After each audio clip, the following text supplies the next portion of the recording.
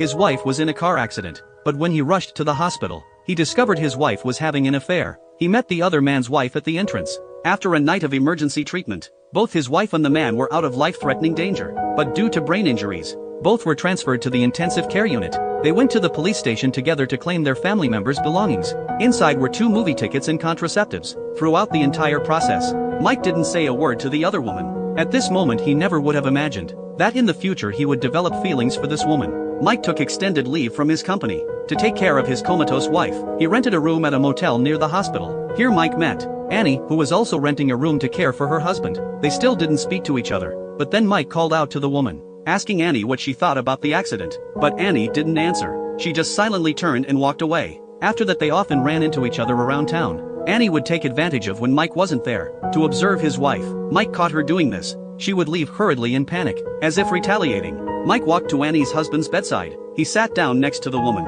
looking at her husband with angry eyes.